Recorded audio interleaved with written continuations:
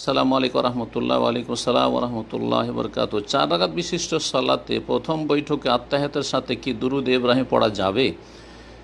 আমি নিয়মিতভাবে প্রথম বৈঠকে আত্তাহিয়াতের সাথে দুরুদ ইব্রাহিম পড়ি, কিন্তু কিছুদিন আগে একজন আলেমের মুখে শুনলাম প্রথম বৈঠকে আত্তাহিয়াতের সাথে দুরুদ ইব্রাহিম পড়ার কোনো হাদিস নেই, ফলে এটা বিদাত হবে। আল্লাহর মেহরবানিতে বিষয়টি ক্লিয়ার করে দিলে অনেক উপকৃত হবে। জাযাকাল্লাহু খাইর। বিদাত হবে যে কথাটি বলেছে সে ভুল কথা বলেছে, একবার স্পষ্ট। এই ক্ষেত্রে দুটো মত রয়েছে। অধিকাংশ আইম্মায়ে কেরাম ওলামায়ে কেরামের মত হচ্ছে যে প্রথম তাশাহুদে শুধু আত্তাহিয়াত পড়বেন, শুধু আত্তাহিয়াত পড়বেন, তাশাহুদ আল্লাহুম্মা সাল্লি আলা মুহাম্মদ আল্লাহু বারিক আলা মুহাম্মদ পড়বেন না। জি, কারণ স্পষ্ট এ মর্মে কোনো হাদিস নেই।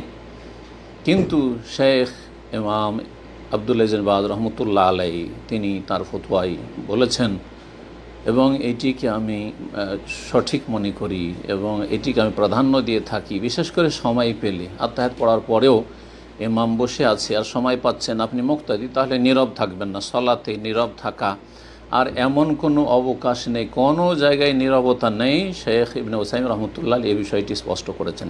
সুতরাং নীরব না থেকে আপনি দুরুদ ইব্রাহিমি পড়তে থাকবেন। দলিল, দুরুদ ইব্রাহিমি যে পড়বেন এর দলিল, ইবনে বাজ রহমতুল্লাহ বলছেন যে রাসূলুল্লাহ সাল্লাল্লাহু আলাইহি ওয়াসাল্লামকে সাহাবারা জিজ্ঞেস করলেন যে ইয়া রাসূলুল্লাহ, আল্লাহ রাব্বুল আমাদেরকে সালাত সালামের নির্দেশ দিয়েছেন, ওয়াকাদ আরাফনা কাইফা নুসাল্লিম আলাইক, আমরা জেনে নিয়েছি যে বা শিখে নিয়েছি আপনার কাছ থেকে যে কেমন করে সালাম পেশ করব। কিভাবে শিখে নিয়েছি? তাহলে তার আগে তাদেরকে আত্তাহিয়াত শিখিয়ে দেওয়া হয়েছিল।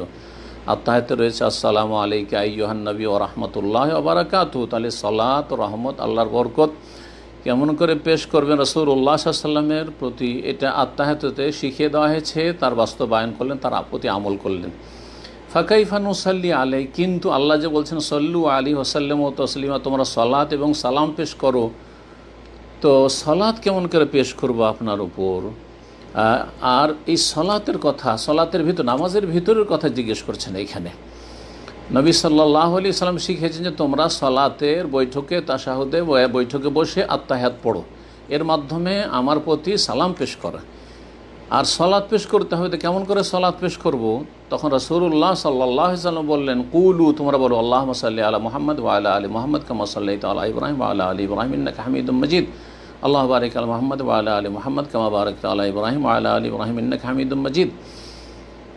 শেখ বাজ রহমতুল্লাহ আলাইহি বলছেন যে দলিলটি এইভাবে যে নবী সাল্লাল্লাহু আলাইহি ওয়াসাল্লাম এই কথা বললেন না যে তোমরা প্রথম তাশাহুদে শুধু সালাম বলবে, আত্তাহিয়াত পড়বে, আর দ্বিতীয় তাশাহুদে এই সালাত বলবে, এই কথা বললেন। বরং যেমন আত্তাহিয়াতের কথা শিখেছেন তেমনই তার সাথে সাথে যখন জিজ্ঞেস করেন সাহাবীরা, তখন দুরুদ ইব্রাহিমেও শিখিয়ে দিলেন।